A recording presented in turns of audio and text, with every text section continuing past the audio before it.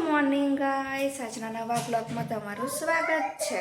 તો આજે છે પરીને ગણિતનું પેપર અને ટાઈમ છે 8:30 વાગ્યાનો। તો અત્યારે 7:30 થયા છે।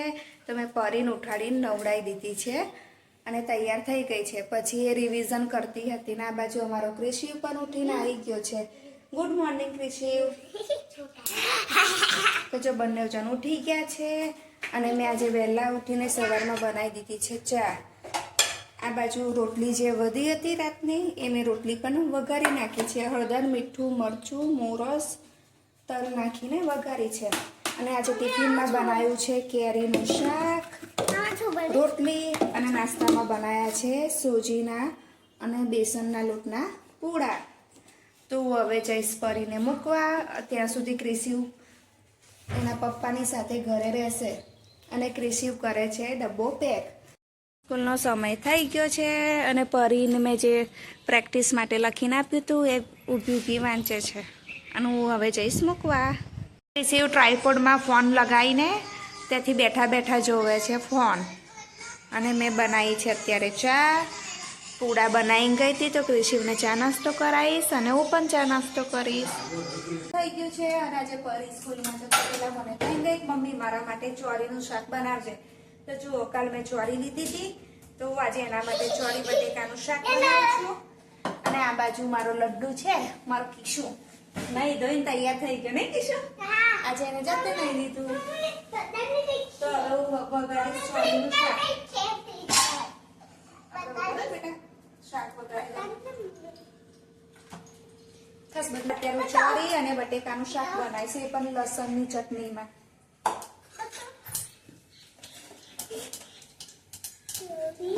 છાંટા ઉઠશે હો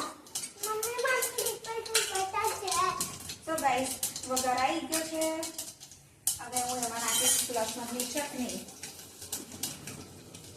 હવે લસણની ચટણી મેં બહુ તીખી બનાવી છે એટલે હું લાલ મરચાંની જગ્યાએ મોરું મરચું નાખીશ। અને જે લસણની ચટણીમાં સ્વાદ થાય છે ને એનો વધારે પણ બહુ સરસ લાગે છે।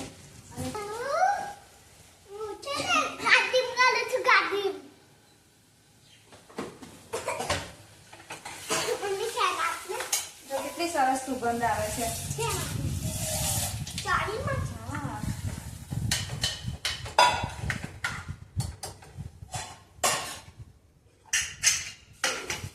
3 સીટી વાગશે એટલે હું કરી દઈશ ગેસ બંધ। તૈયાર। કિશુ કઈ ગયો? માટે ચોરી બટેકાનું શાક બનાવવા કુકરમાં મૂકી દીધું છે। 3 સીટી વાગશે એટલે હું બંધ કરી દઈશ અને ક્રિશિવ ગયો। સો ગાઈસ હું ઘરની બાજુમાં ઉઠી છું।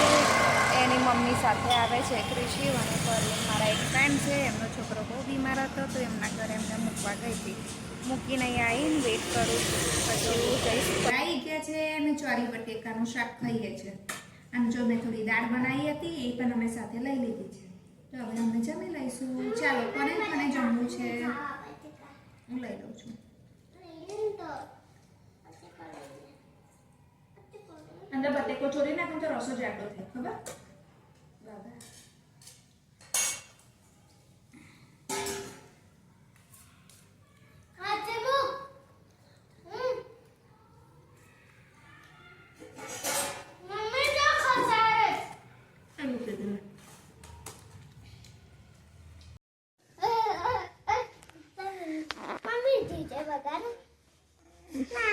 બપોર થઈ સુઈ જવાનું। તો ક્રિશિવે ધોતી પહેરી છે જાતે અને કૃષ્ણ ભગવાનનું ગીત ગાય છે।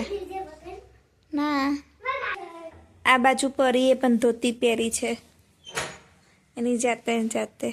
તો શું બની ગાઈસ? ક્રિશિવ કેવું મમ્મી હું ડીજે વગાડું પરંતુ બપોરના 1:30 કે 2 વાગી ગયા છે તો હું એને ના પાડું છું અને હું અંદર આરામ કરવા આવી તો એ લોકો આરામ કરવા જ નથી દેતા। જો ડીજે લઈને આવ્યો। ધોતી કેવી પહેરી છે મને કોમેન્ટ્સમાં અવશ્ય જણાવજો અને એની જાતે ટ્રાય કર્યો છે। ડીજે તો હું બનાવું છું ચા. થઈ ગયા છે 3 ને છોકરાઓને પીવી છે ચા, તો ચા બનાવી બંને જણને આપી દઈશ. ચા બનાવી દીધી છે, પરી અને ક્રિશીઓને આપી દીધી ને એ લોકોએ સોયા સ્ટીક માંગી તો મેં સોયા સ્ટીક આપી, તો ક્રિશીએ જો ઢોરી દીધી, ફરી પાછી ભેગી કરી. પરી ચા ગરમ છે બેટા, ઠંડી થવા દે. રકાબી આપું? આપી દઉં. સારું, ફૂલવાળી. શું રમો છો? શું રમો છો? ઊંઘ નહીં આવતી? કેમ? સુઈ નહીં જવાનું? ક્રિશી શું રમે છે? તો જો એ લોકોએ અલગથી એમનું ઘર બનાવ્યું છે અને રમે છે. કિશુ શું કરે? શેમાં ભરીશ? નાની ડબ્બીમાં. આ બાજુ પરી શું કરે? પરી શું કરે?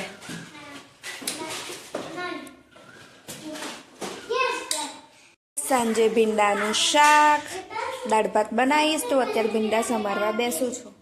અને આ બાજુ હજુ પરી ક્રિશી રમી રમીને થાકતા જ નથી સહેજ પણ. હવે લૂડોને શું લઈને બેઠા છો? લૂડો લઈને બેસે જ બંને છે. રમતા રમતા ઝઘડી પડ્યા ને તો બીમાર પડશે. ગાય શું બાકડે બેઠી છું. ક્રિશી અને પરી ઝૂલો ઝૂલતા હતા તો એકદમ ક્રિશી મને બોલાવવા આવ્યો. તો ગાઈસ ગાર્ડનમાં પાણી છાંટવાનું સ્ટેન્ડ મૂક્યું છે, જ્યાં ચારે બાજુ પાણી નીકળે. તો ક્રિશી ત્યાં ચેક કરે છે, પણ ચેક નહીં, કંઈક હળી કરે છે, ગડબડ કરશે. ક્રિશી આવ્યું પાણી? તો પાણી નહીં આપતું તો ચેક કરે છે. એ તો ચાલુ જ છે, પણ એને નળમાં પાણી આવે ને.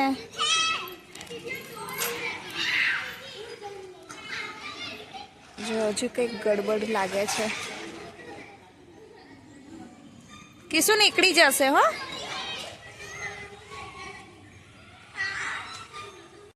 ગાઈસ ક્રિશી વાંચે શાકભાજીની લારી કાઢી છે, તો જો એ કેવું રમે છે શાકભાજીની. તો શું શાક લઈને આવ્યા શાકવાળા ભાઈ?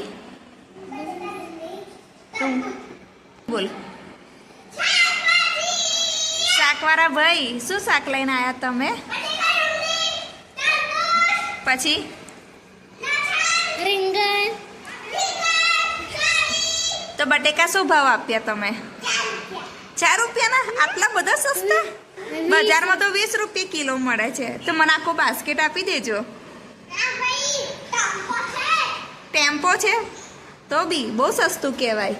અને ડુંગળી શું ભાવ આપી? સો ગાઈસ જોઈએ અત્યારે શાકવાળો બન્યો છે અને એને બહુ મજા પડી છે.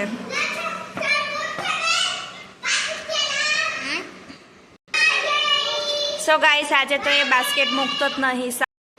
આજે તો ક્રિશી ટ્રોલી મૂકતો જ નહીં. શાકભાજી વાળો બન્યો છે તો શાક લઈ લઈને બધે ફરે છે.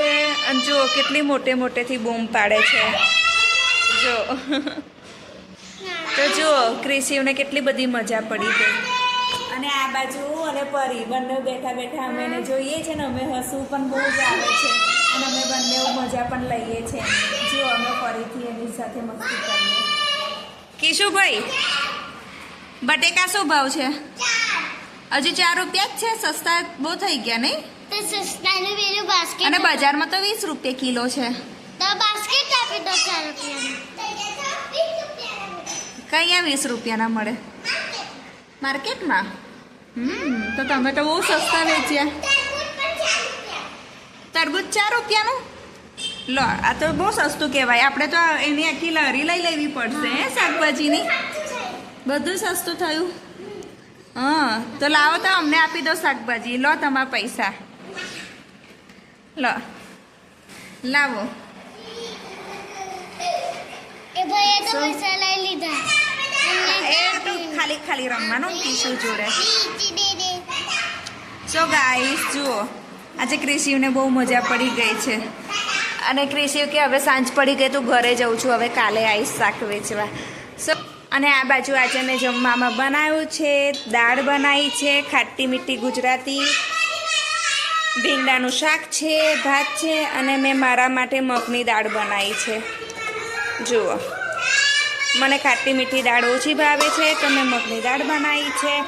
હવે છોકરાઓ કહેશે આવી ગયો છે પરીનો વારો, તો પરી કે મમ્મી હું પણ શાકભાજી વેચું જેમ ક્રિસી વેચે છે એમ. તો જુઓ પરી શું લઈને આવી છું પરી? તો પરી બેન શાકમાં બટેકાનો શું ભાવ છે આજે? 20 કિલો. તો 10 કિલો નહીં આપો તમે? 10 કિલો આપશો? સારું, તો અમારા માટે 10 કિલો બટેકા કરી દો. લો તમારા પૈસા. જો તો હું એને ઉલ્લુ બનાવીને રમાડું છું, તે પણ મને ઉલ્લુ બનાવે છે.